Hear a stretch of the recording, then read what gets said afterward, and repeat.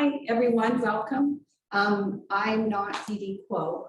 I'm Catherine Stoner. I'm the director of the Center on Democracy Development and the Rule of Law, and happy to welcome you to this last minute Zooming. We have some people in the crowd here live in E008, and we wish that Dan Treisman was among us, but he has had a bit of a COVID scare. So he is beaming in from all the way from, I think it's Los Altos Hills. I can't remember where his apartment is. That he's been visiting this year at the Center for the Advanced Study of the Behavioral Sciences, CASDIS. And if you ever have the opportunity to go up there and have lunch with someone who is there, you have to be invited. I would urge you to do so, but you can't just wander. All right, so it's my pleasure to welcome Dan then, despite his being near, to CDRL virtually down here in Encina Hall.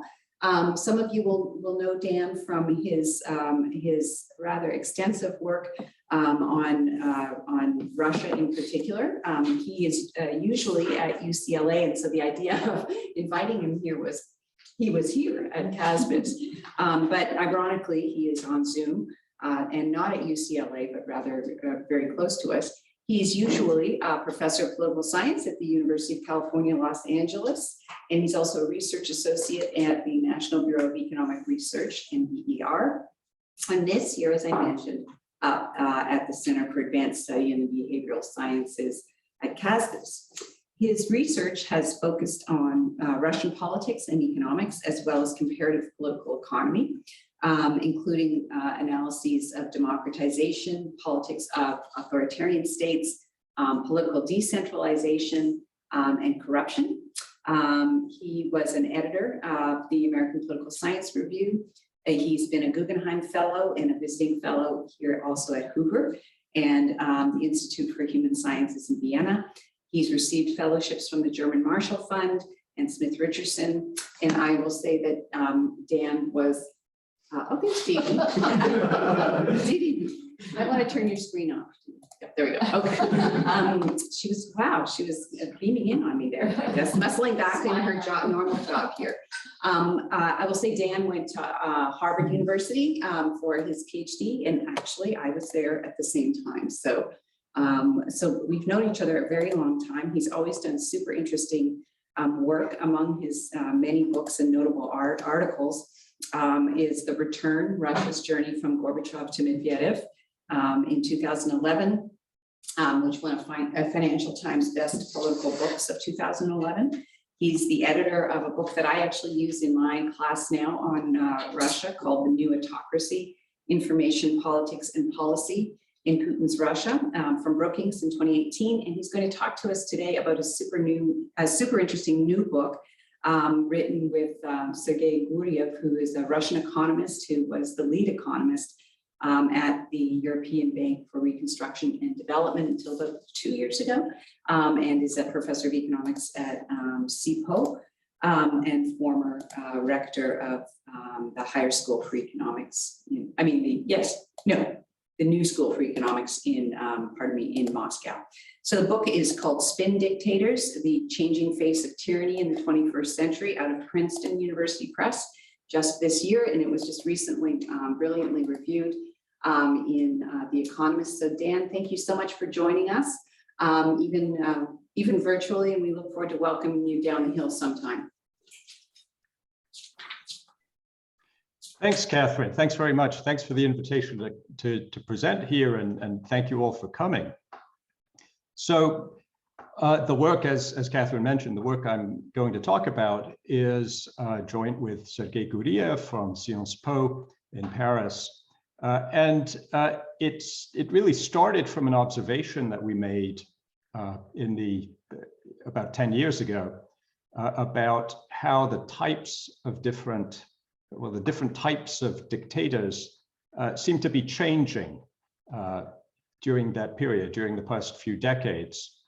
If we think about the classic 20th century dictatorship, what tends to come to mind is, well, first of all, they were very violent.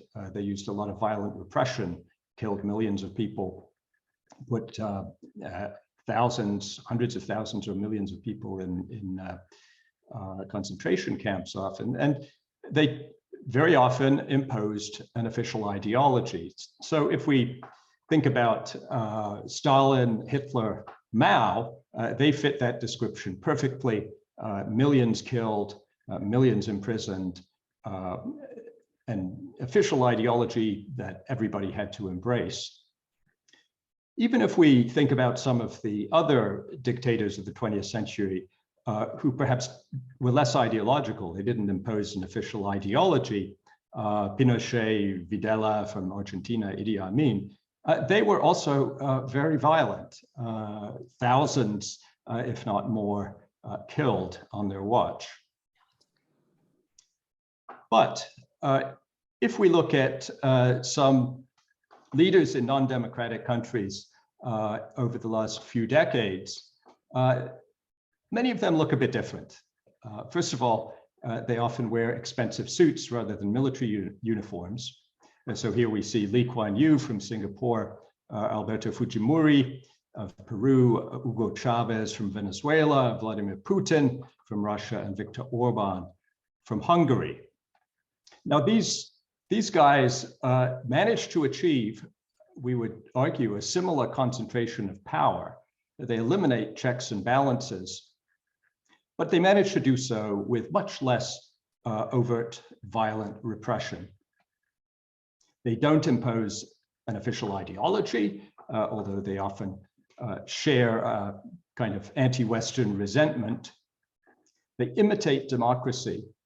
And at least at some points, all of these examples seemed to enjoy genuine popularity. Now, I want to be clear, we're not saying that there are no old style dictators left. Here are a couple. And we're not saying that every single dictator in the 20th century was extremely violent. There were some exceptions. Here are two who were relatively mild.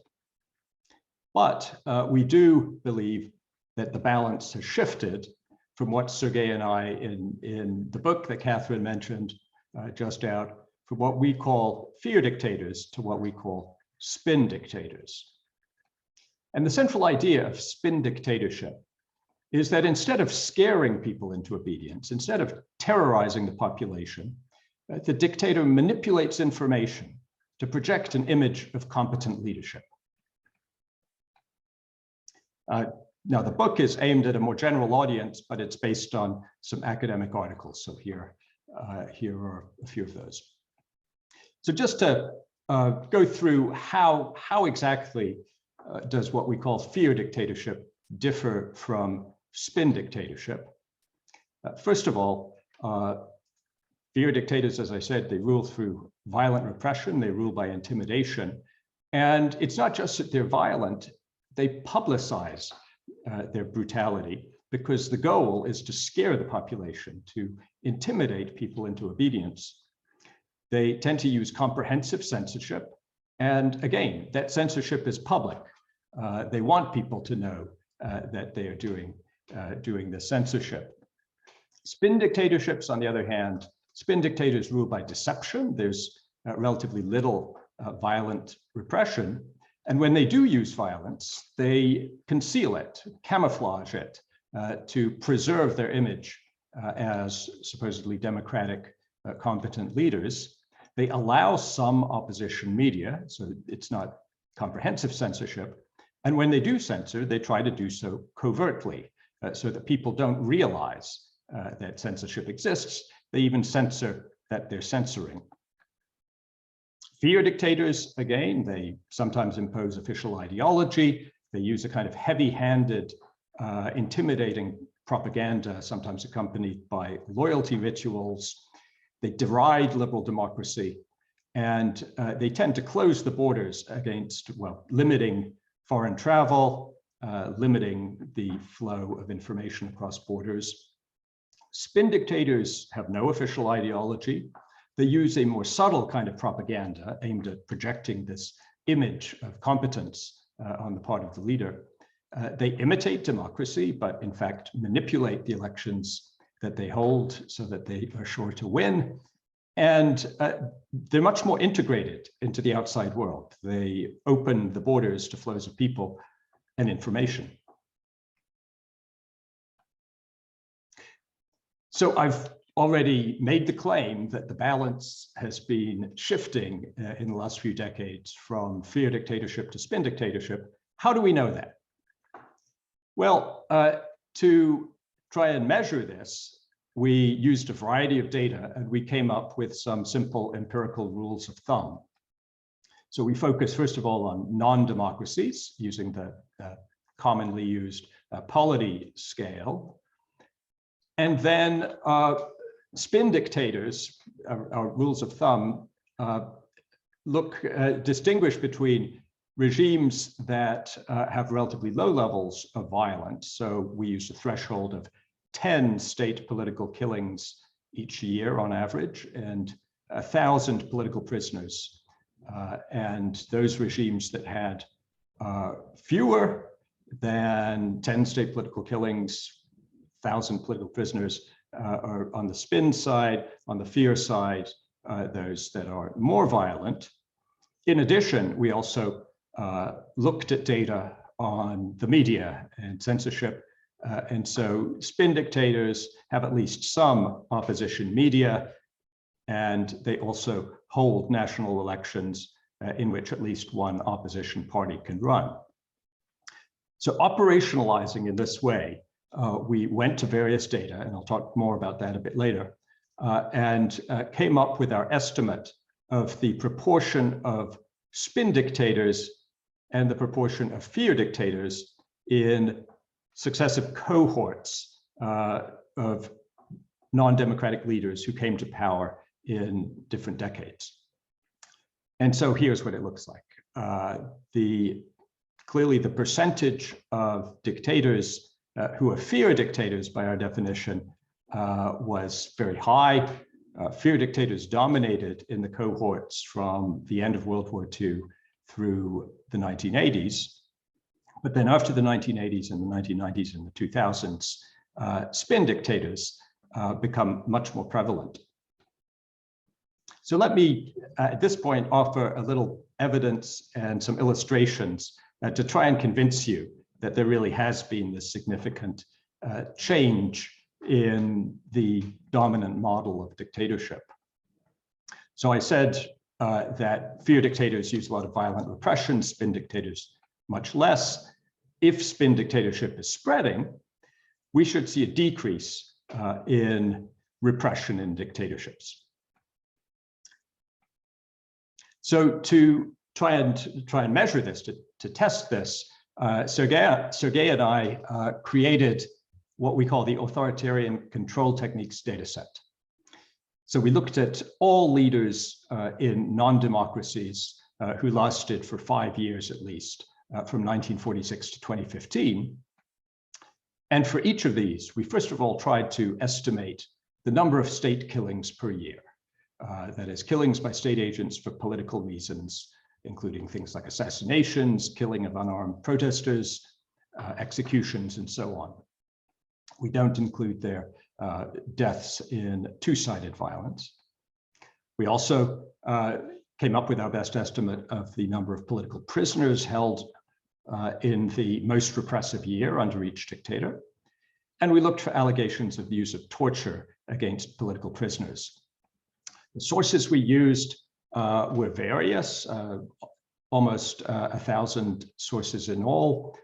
We looked at human rights organization reports, UN reports, reports of truth commissions, sometimes held in countries after they democratized, historical materials, journalism, and so on. And we just tried to come up with the best estimate we could for these things. Now, obviously, any data like this is going to be far from comprehensive and precise. So we certainly don't want to exaggerate the quality of data that one can get on these very sensitive topics.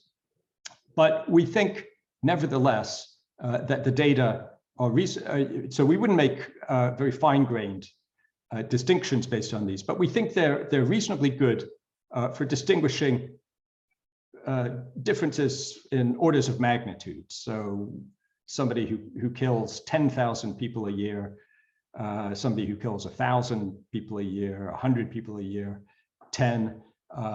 For very big differences, I think we can be much more confident. Okay, so what do the data look like? So here we see for successive cohorts of dictators, the proportion of them who had more than 100 political killings a year and more than 10 political killings a year. And we see that the proportion of dictators with more than 100 political killings a year falls really from the 1960s cohort on. And then the percentage with more than 10 political killings a year, although it rises to the 1980s cohort, then falls pretty sharply. Similar sort of pattern for political prisoners. So from the 1970s cohort on, we see declines in the proportion of dictators with more than 100 political prisoners and the proportion with more than 1,000 political prisoners. As for the use of torture, or the alleged use of torture against political prisoners, unfortunately, sadly, this is shockingly high throughout, but still we see a quite sharp drop from about 95% to 75% in the proportion of dictators who are alleged to use torture against political prisoners. So all this suggests a decrease in the level of violence on average. And here, this is data collected by other people on mass killings, which are defined as events in which more than 1,000 people are killed for political reasons in one period from one group. And we see that also falls from the early 1990s quite dramatically. So that suggests that there's less use of violence or less extreme use of violence by dictators in recent decades.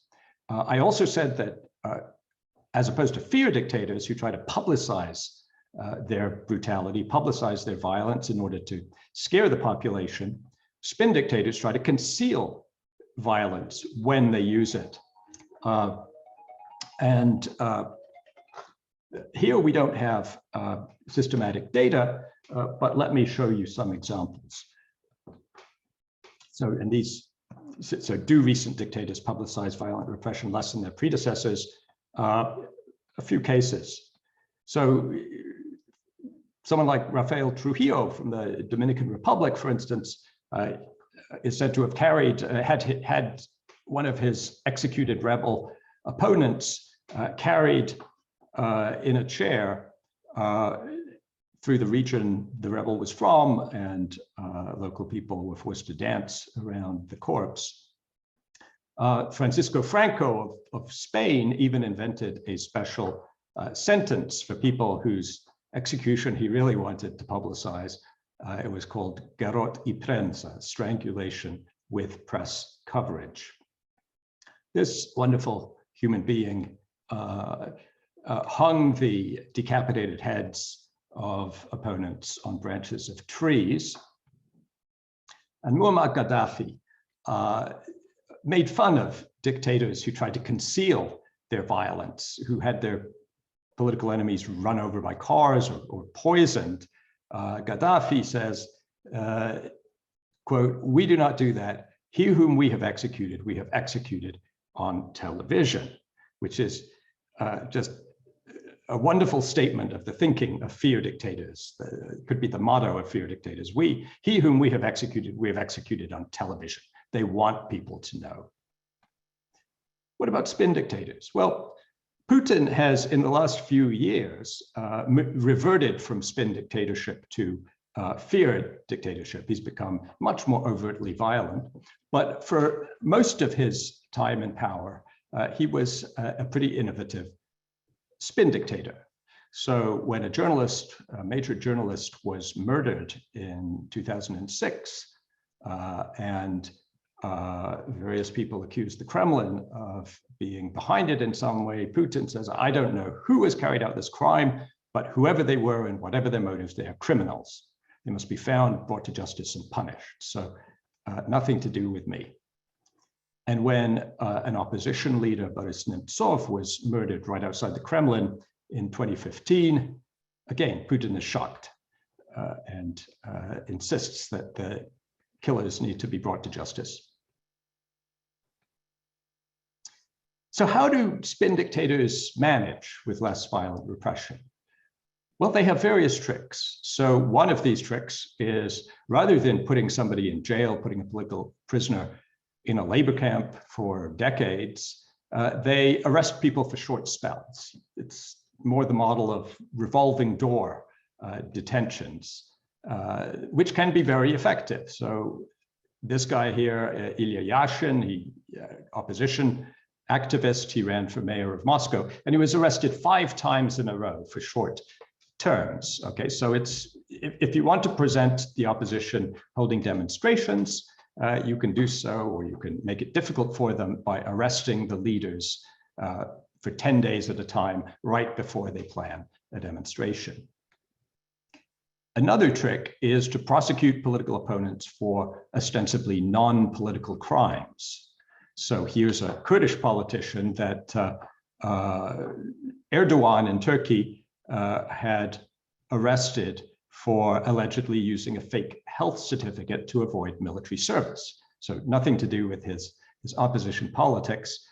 He was trying to get out of the draft. Anwar Ibrahim in Malaysia was jailed for corruption and also accused of sodomy. So the spin dictator wants to accuse his opponents not just of something that is non-political, but also ideally something that is embarrassing, uncomfortable, and that will reduce his popularity with his own supporters. Now, I said that fear dictators use censorship in a very public way, spin dictators in a way that's more covert.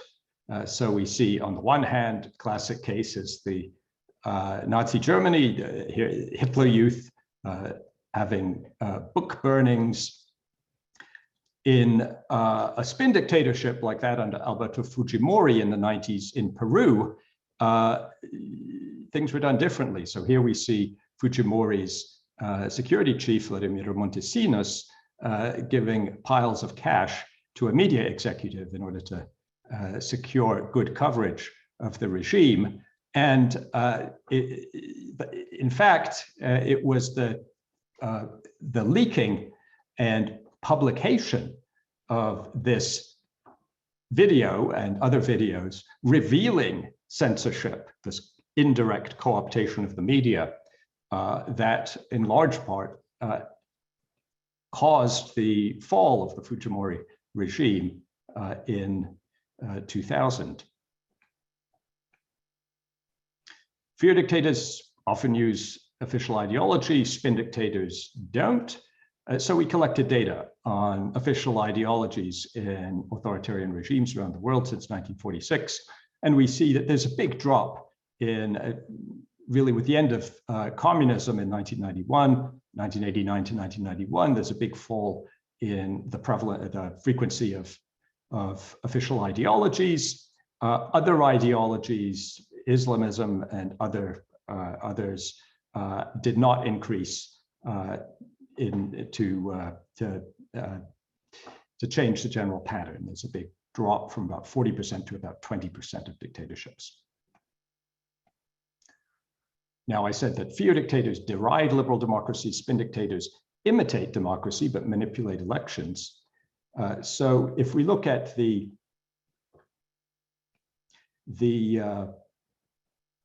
frequency of holding elections, we see that's increased. But for most of the 20th century, multi-party elections were actually getting rarer in authoritarian regimes. They increased dramatically in the 1980s, consistent with the rise of spin. How do these spin dictators manipulate elections? Well, we see here, this is data from Hyde and Marinov. We see that after 1990, there is less outright banning of candidates, because that's very visible. but an increase in apparent harassment of candidates and media bias against candidates. Fewer dictators win elections these days with absurdly high margins, right? So the old fewer dictators, when they held elections, very often won with more than 90% of the vote, 99.99% in the Soviet case very often. Here we see that's gone out of style since the 1990s, far fewer dictators holding elections with such lopsided results. But to make up for that, dictators gerrymander more. So this is just a simple measure of malapportionment, the gap between the number of seats and the percentage of the seats and the percentage of the votes that the incumbent regime got in parliamentary elections. And we see in the mid-20th century, dictators didn't need to bother with malapportionment, with gerrymandering, but that increases dramatically from the 1980s as spin takes over. Okay, one last piece of evidence. So I said there's a difference in style of propaganda between fear dictators and spin dictators. Instead of heavy-handed propaganda emphasizing, trying to spread fear, spin dictators use more subtle kind of propaganda focused on projecting this image of leader competence. So to get some insight into this, to try and measure this in a pretty basic way, we analyzed speeches of 18 leaders that fit into the three baskets of Democrats, fear dictators, and spin dictators. We looked at only speeches aimed at the general public made in peacetime, and we simply counted the frequency of words related to, on the one hand, violence, on the other hand, economic performance or public service provision.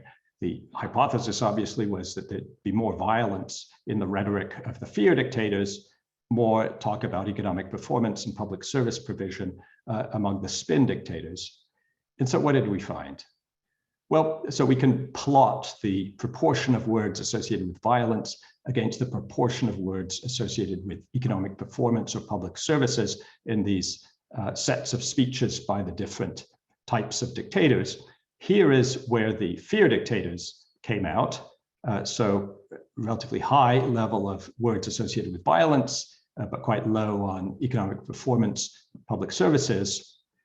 As we would expect, the Democrats tend to be over here with more on economic performance, public services, lower on violence. One slight exception, Eisenhower, which actually makes sense when you remember that Eisenhower served as president during a very intense part of the Cold War, when there was a lot of talk about the missile gap, Soviet threat, and so on.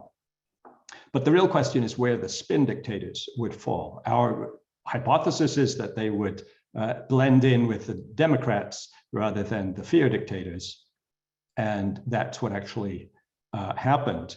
And we see that, in fact, Lee Kuan Yew and Nazarbayev, two people we include among the spin dictators, were even higher on talk about economic performance and public services in their speeches than the Democrats. Okay, so if you, for the moment at least, accept that there has been a big change in the style of dictators, why has this happened?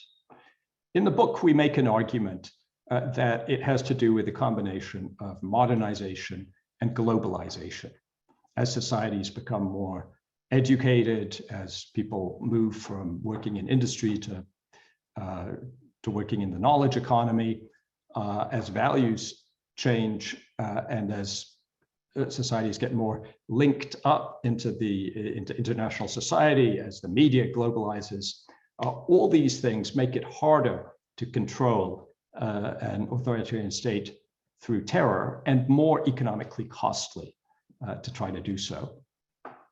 Of course, modernization theory, for political scientists, modernization theory says that modernization and to some extent globalization should lead to democracy. And we agree with that, but we make two additions, so we add two caveats. We think what's important is not just modernization within a given country, but also modernization worldwide. So as more and more countries around the world modernize, this engenders global movements for human rights, for democracy, global media, and so on.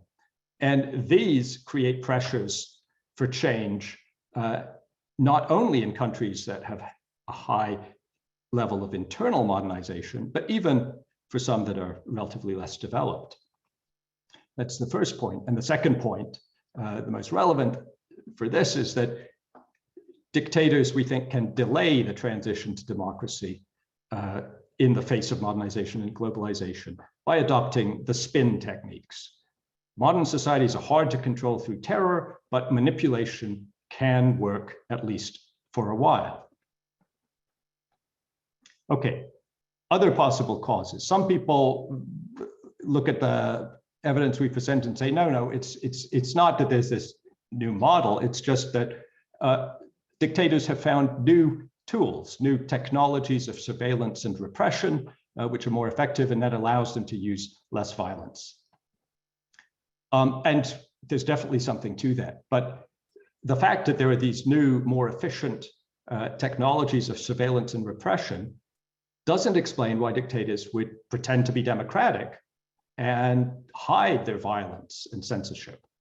You could imagine that they would take these tools and combine them with overt terror, so that fear dictators would remain fear dictators. They just have these new tools to use.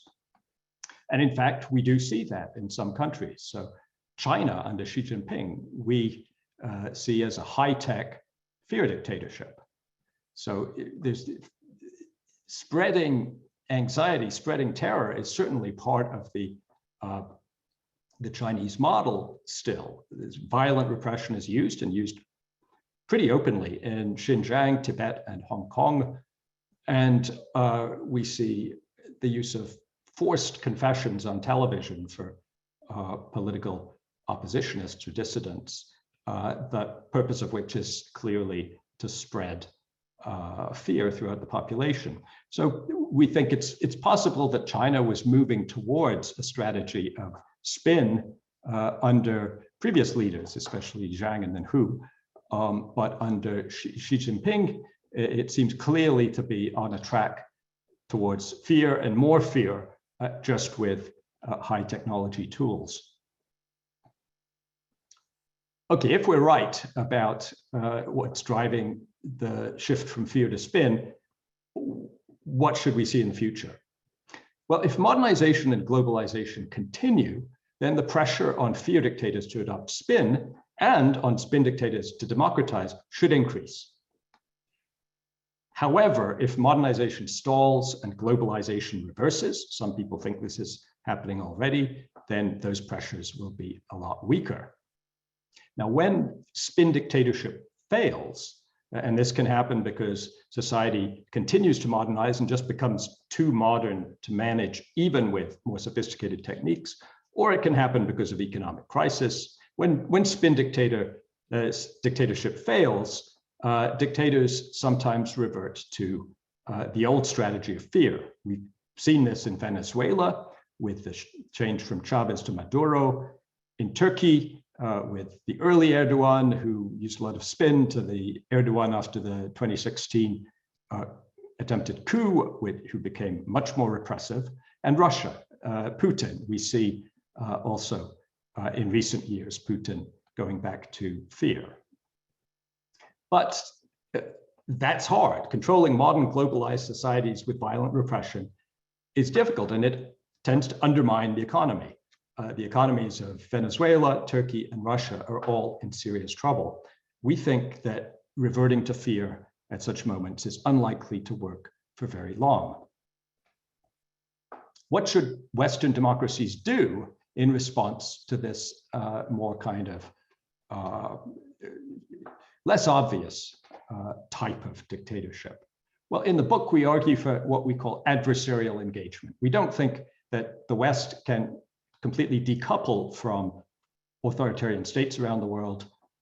We think the world is integrated.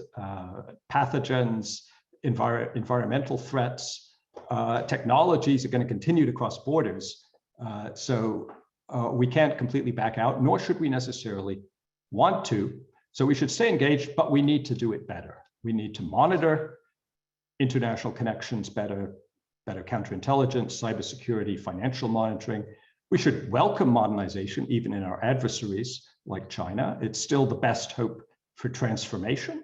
A China that's modernizing may be a problem, but a China that's prevented from modernizing is not going to be easier to deal with.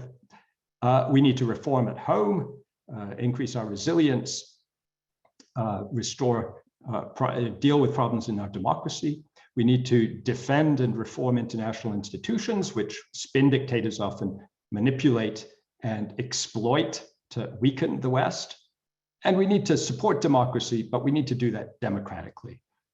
We don't see much evidence that spreading democracy by military force works. We think there are ways to do this through democratic coalitions of democracies. Okay, so just to wrap up, there still are some fear dictators. We're certainly not denying that, and they remain threatening. There's China under Xi, Russia under Putin in his new form of regime, Iran, North Korea. But spin dictators are becoming increasingly prevalent, and they represent a more insidious threat. They can survive and blend into the modern integrated world while weakening Western democracies and subverting liberal international institutions. Now, eventually, if modernization and globalization continue, we think they make spin unsustainable. Only one highly modern dictatorship has ever existed, and that's Singapore. All other countries, as they become richer, if they don't have massive amounts of oil, either become democracies or, well, there's one other possibility: you can become Singapore, if you can do that. And no other dictatorship has managed to follow that path, although we talk in the book about how many admired Lee Kuan Yew and the model that he created. Still, spin can help dictators survive for a while in semi-modern settings.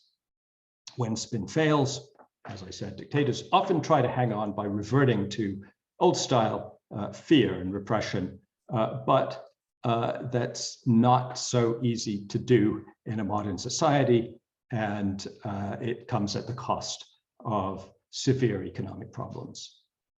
Let me stop there, and I'm really excited to hear your questions and try to answer them.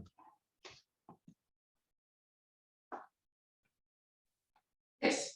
Thank you, Dan. Hopefully everyone can hear me. I'm going to handle the questions in Q&A, and so audience, if you have questions, please put them in the Q&A. I know there will be a number of them in here in the room. Yep, put up your hands and I'll keep a list. I thought I would ask the first question just because I seem to have control of the microphone. I'm sitting closest to it. So Dan, great book, really interesting and really important. I want to push you on, I could push you on whether or not this is a spectrum, right? And if you could say something about, what is there an even divide between fear and spin? It seems to me that some of the distinctions might get fuzzy.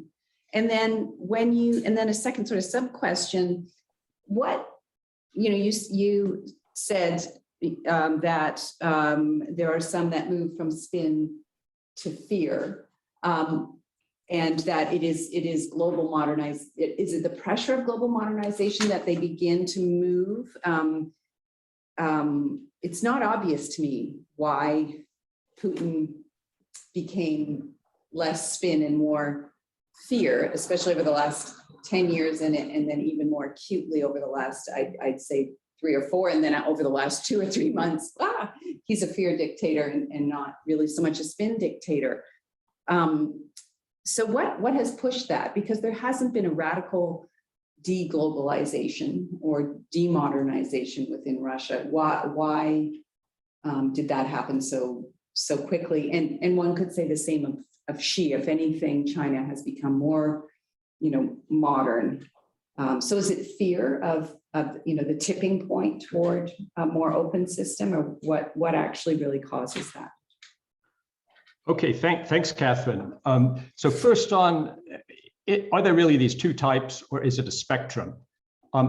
Yes, I mean, most things that we talk about in terms of two types are really more continuous. When we do this empirically, there are hybrids which don't perfectly fit either definition, although they tend to be closer to one or the other. So we definitely agree that there are intermediate cases, but there is an incompatibility between a model based on scaring people and a model based on convincing people that you're a democratic, competent leader, right? So we do see an incompatibility there. You can't simultaneously put thousands of people in prison camps for their political views and claim that you're a democratic leader operating like democracies elsewhere in the world. So it's not. I think it's reasonable to talk about two types because of that basic choice that a dictator needs to make, and it's very difficult, I think, to go back from fear to spin under the same leader, because, for instance, if Putin decided tomorrow that he wanted to start being nice again, nobody would believe that he was this more modern, sophisticated, non-violent type of leader. Okay, so why do regimes sometimes revert from spin to fear? And in particular, why did that happen with Putin in Russia? So the basic argument is that if modernization and globalization continue under a spin dictatorship, this creates even more pressure for movement towards democracy.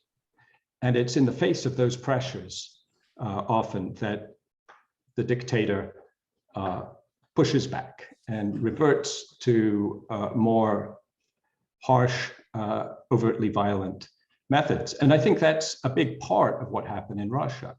I wouldn't be completely deterministic about this.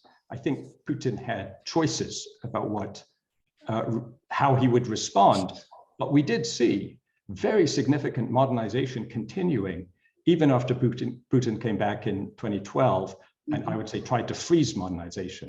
We see enrollment in higher education continuing to increase. It was already high. It went up from something like 75 to 85% of school leavers.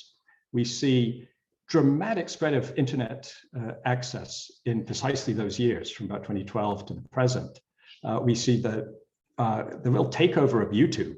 So Russia becomes YouTube's 5th biggest market, and more the young than the old. But for a big part of Russia, people are exchanging videos. There's bloggers with 5 million regular watchers and so on. And there's also some evidence of value change, which is consistent with this, towards more sympathy for protests, more demand for freedom of speech, and so on. Actually, I have a piece in Foreign Affairs which makes this argument, which goes through and tries to look at the evidence for why Putin changed his strategy. But so we see it as a reaction to the threat for a spin dictator created by further modernization and international integration. And Navalny in Russia was really the kind of he was both an element of this and a symbol of this. As society YouTubeizes, as it develops more, as the educated part gets bigger, we see Navalny getting 100 million, 122 million views of his video about Putin's palace. Right. So I think Putin, at a certain point, came to believe that his political fixers in the presidential administration simply couldn't handle this anymore, that there were going to be more and more protests, getting larger and larger. And the only way to deal with it was to listen to the FSB people who wanted to use more force, and that's what he did.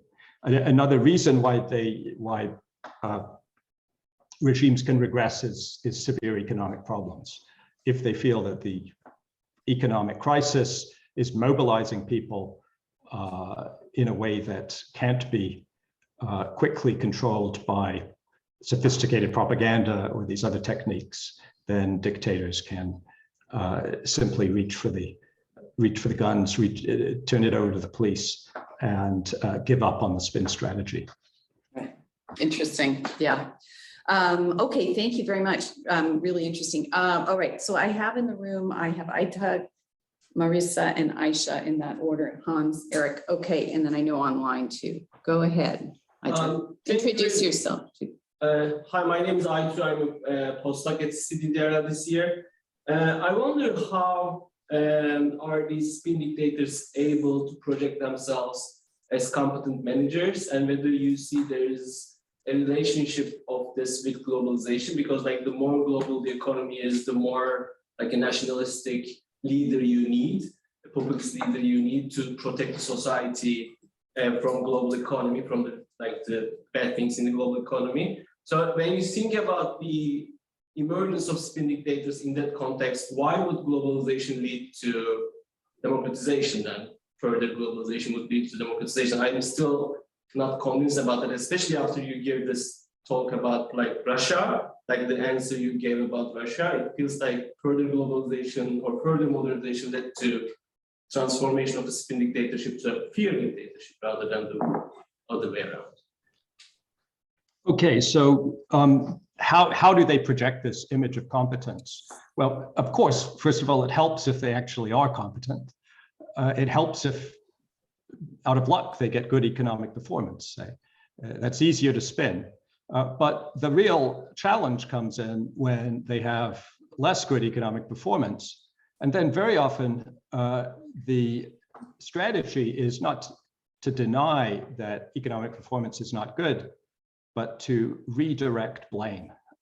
So in Russia, interesting research by Arturas Rosenas and Denis Dukal at NYU, which looked at TV news in Russia and noted that on matters to do with the economy, the state TV news tended to be honest. They reported the facts, but they worked very hard at explaining why good news was Putin's responsibility. It was due to Putin's good policies, but bad economic performance was the result of irresponsible Western banks and policymakers, or just inevitable problems in the world economy.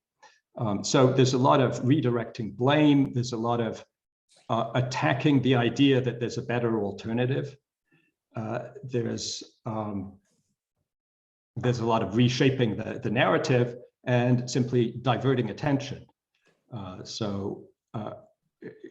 Some of these spin dictators like Hugo Chavez were extremely skilled at, first of all, occupying the public space with whatever they wanted to talk about, crowding out any other narratives or topics. And then when there was something that didn't work in their favor, trying to turn it into, divert attention to something else related, but more consistent with the image they were trying to present. But there was also, part of the question was about globalization and why we see that as leading to democracy. What we're really thinking about is just the effect of contacts. And, well, two things. The effect of contacts, which means part of the population knows how people are living in other parts of the world. Part of the population is plugged into international society. They're traveling abroad. They're making friends abroad.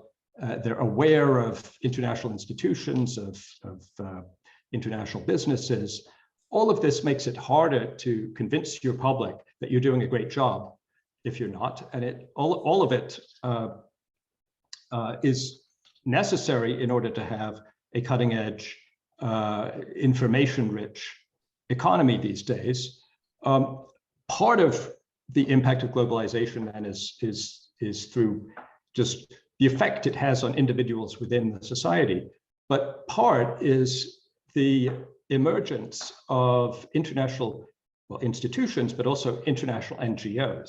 So I think in the last 30 years, one of the most impressive things that's happened has been the growth of human rights organizations and the real development of an international infrastructure for monitoring, exposing, and mobilizing pressure against abusive dictators, abusive regimes. So, you know, Amnesty International, Human Rights Watch, they go from nothing to being these major international institutions. I don't want to say that everything is going great and that there are no problems and that these organizations are always successful. Of course not. But I think they've changed the environment in which these dictators operate. And that makes it harder to, first of all, simply use terror without giving up you know, the basic opportunities for economic growth in the modern world. You really do have to do it completely, to go back to a North Korea or something close to that, if your society is educated and if you have the media more developed. So that's why we see globalization as being important. But of course, as you're suggesting, globalization can lead to new economic shocks, economic threats, which can destabilize all types of regimes. So that's also true. Okay, great, thanks. So we have lots of questions still in the room. Marissa, you're on deck. I'm going to bring in just one from online as well. And this is from Terry Carl, who you may know or remember was a faculty member here. She's now actually doing a lot of war crimes investigation for the most part in Central and South America. So her question or comment is, she is very admires, she says, your work in this area and much of your other work. And she says, I'm having a bit of trouble with this distinction. I think she means between spin and fear. This is because the memory of fear means that you do not need to use the same amount of terror ever again. This is the case of Central America, for example, where they have gone after all judicial and press, but the level of violence and torture is very high, just not recorded. And she wants to know, what would you call the Argentine military dictatorship or El Salvador that disappeared people, so the number of deaths would never be known? And what do you call so-called democracies that have had very high levels of violence? Right. Okay, yeah, very good point. Some dictators come in with a lot of brutality, and then they don't need to use much after that for a long time. Franco is a great example. Horrible civil war, and then a period after that of, you know, killing thousands, hundreds of thousands, I think. After that, the regime settles down into a state which requires less blood on a daily basis. There are also dictators who come in relatively soft, and when faced with a crisis, they turn into mass murderers. So Bashar al-Assad has certainly become much more brutal, obviously, faced with demonstrations which turned into a civil war. So when we collected data, what we did was not to try and distinguish different years under a given dictator, but to try and come up with a total number of political killings under that dictator in all the years and average it over years. That's sort of an empirical strategy to deal with that. And we don't think that a fear dictator can easily turn into a spin dictator for exactly this reason. To move from fear dictatorship to spin dictatorship, you really need a change in leader. And the new leader has to at least seem to be independent. from the old regime, establishing a new regime. Okay, great, thanks. We have a lot of, do we go to 11:30, half past or 2? 12. We can go to 12:45. We can go to 12:45. Is that okay with you, Dan?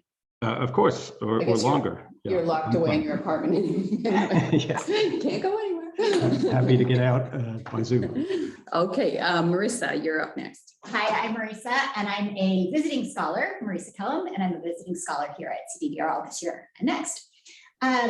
So similar kind of lines of questions.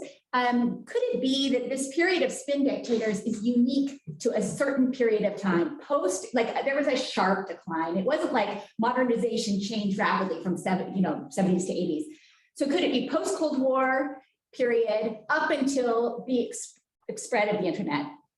And you said how, elites, people could travel, they knew, they could experience life outside of their own countries, they were aware of what was going on. I think for some period that might have been limited to the elite group, but with mass access to the internet, now everybody knows that. And so are we gonna see new spin dictators, or was this a unique period? And we'll see those spin dictators that existed turn to fear dictators. So that's the main question, one question. And then the other thing just I want to ask also is, when you're a spin dictator, is there sort of an endogenous sort of downward spiral towards fear? Because when I look at like Chavez and some of the other Latin American presidents who attacked the media, they started and then slowly over time, eventually they got to where they dominated all the media. But in the beginning, it wasn't so, it would be, attacking a journalist here or there. But eventually it came to a point where they didn't like to hear any criticism. So is this sort of a natural progression? Right. Okay. The first question, is this phenomenon unique to the particular post-Cold War period, which might be ending now? We hope not, because spin dictatorship, although not good, is better than mass murder. We don't think so. I mean, we do think that it could change if globalization and modernization reverse. It's pretty hard to demodernize without a war. So we don't really see that happening. We're also a bit skeptical that at least we don't yet see evidence that we're entering a period of deglobalization. So if we're right about what's driving it, then no, we don't think it's just this period. We also see movement towards spin in some authoritarian regimes before the 1990s, right? So we don't think it's even just post-Cold War. So in the book, for instance, we talk about the evolution of the Soviet system and the East European systems, because there's a big change between Stalin, then Khrushchev, and then Brezhnev. And in some ways, the kind of repression under Brezhnev was not spin, led by Andropov at the KGB, but it was much more sophisticated and low violence and more oriented towards concealing what was going on than before. And that's kind of in line with Helsinki protocols, the Helsinki Agreement of 1975, which starts to change the logic. So we see a longer progression, which kind of climaxes in the post-Cold War period. And of course, the end of the Cold War acts as an accelerator of this. Yeah, we don't think it's just a unique period. On the downward spiral question, do spin dictatorships tend to simply revert to fear dictatorship over time or accumulate elements of fear? They do in some cases and they don't in others. So the counterexamples would be places like Singapore and Malaysia, right? Where the Singaporeans have been absolutely brilliant in managing this over successive leaders, over time, and they've created really the image of spin dictatorship, which other dictators sometimes try to emulate. Malaysia also, it's not a clear reversion. In fact, it looked for a moment as though it was doing the other transition from spin dictatorship into democracy a few years ago. Now it seems more like, back to spin dictatorship, but it hasn't become more, harshly, violently authoritarian. But of course, there are these other cases where you do see that reversion. So both are possible. Okay, I'm going to do a lightning round and collect some questions and see if we can get more people in here. So I see you're next, then Hans and Eric, and then we'll come to you, Dinja. Okay. Yeah, this is actually Alberto. I'm the research scholar here. Thank you for your talk. I have a question, comment. So this emphasis on globalization and modernization is pretty hopeful.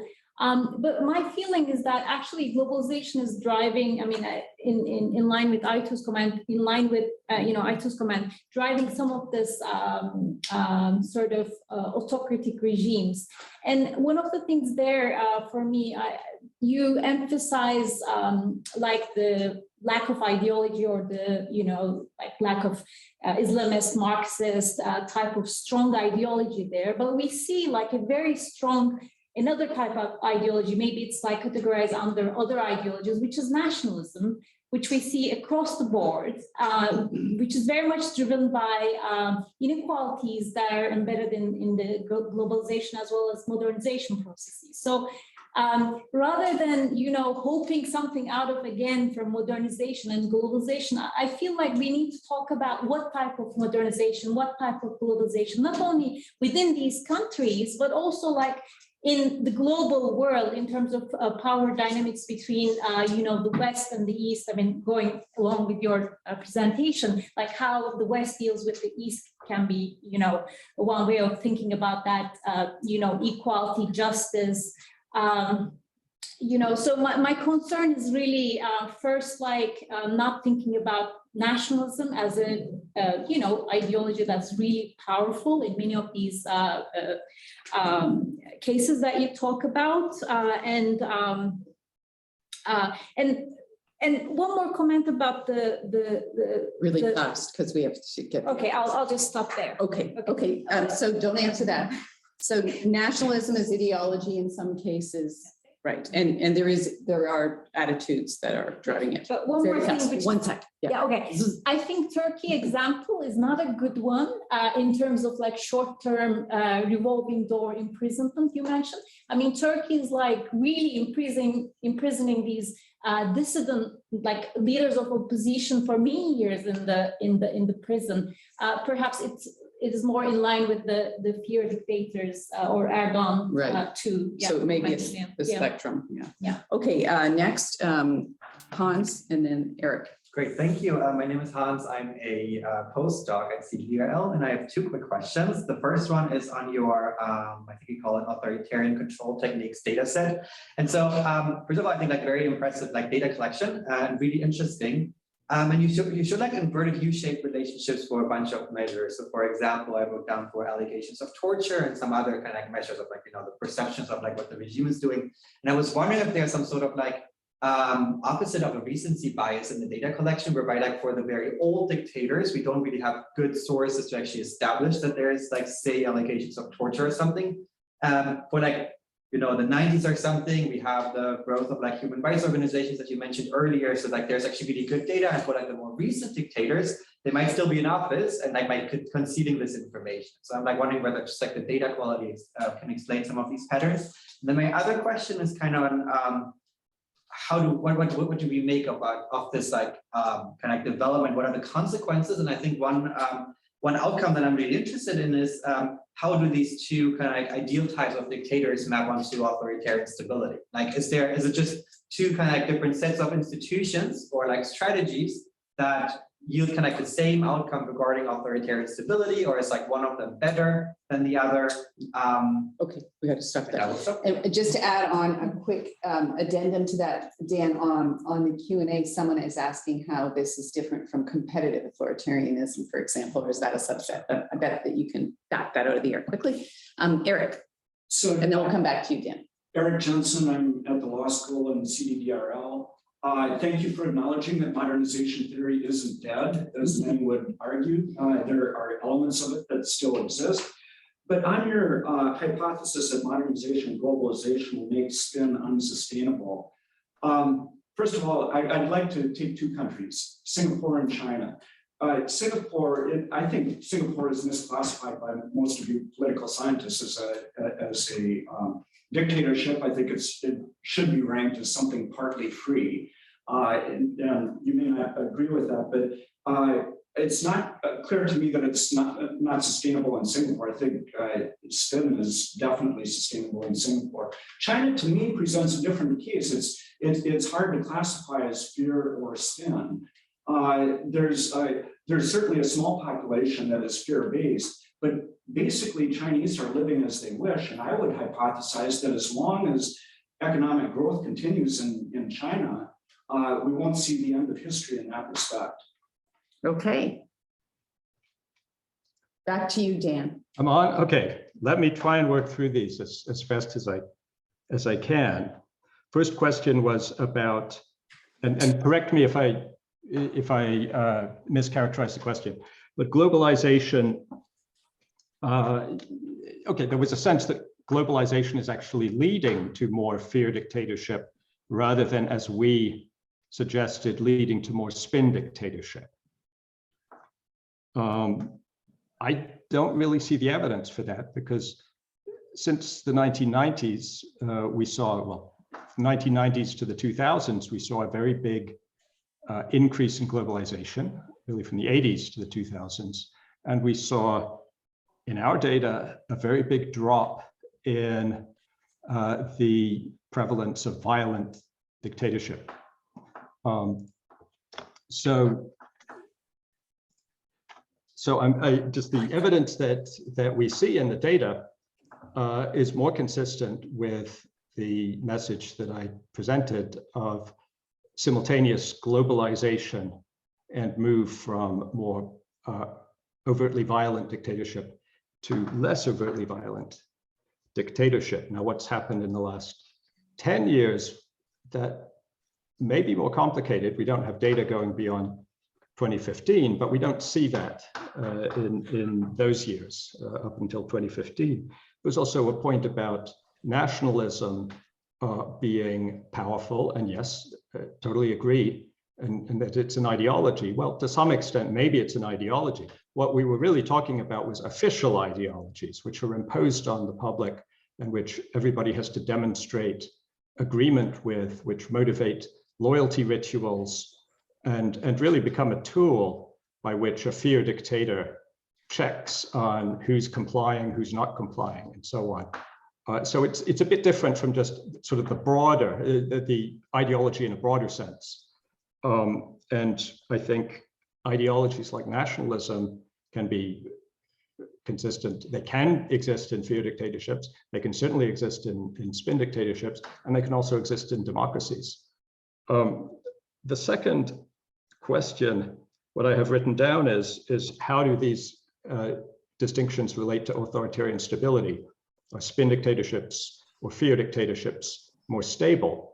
And there I would say I haven't done detailed research on this that would allow me to make a very confident answer, but our argument is that it depends on context, that in a less economically developed world in which countries are easier to isolate with less globalization, that is, then fear is the dominant model, and it can be quite stable. In more economically developed, more modern societies, and especially modern societies within a modernized and globalized world, fear dictatorship becomes less stable. And spin dictatorship can be stable, at least for a while. And ultimately, we agree with modernization theory that at very high levels of economic development and globalization, democracy is probably the only stable regime. There was a question how this relates to competitive authoritarianism. And if I had my slides, I could show you a graph. I could show you two tables.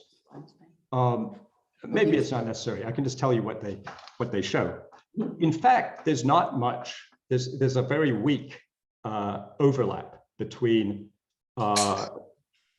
Levitsky and Wei's competitive authoritarianism and our distinction between spin dictatorship and fear dictatorship.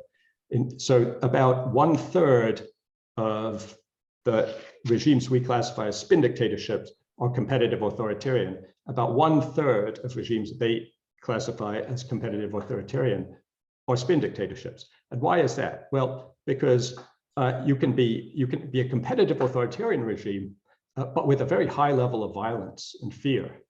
For instance, Zimbabwe under Mugabe. You can also be a spin dictatorship, which is not at all competitive, where the opposition really doesn't have a chance of winning the elections. And so Levitsky and Wei classified as not a competitive authoritarian regime. For instance, Singapore, and we classify it as a spin dictatorship. So it's a different category based on different criteria.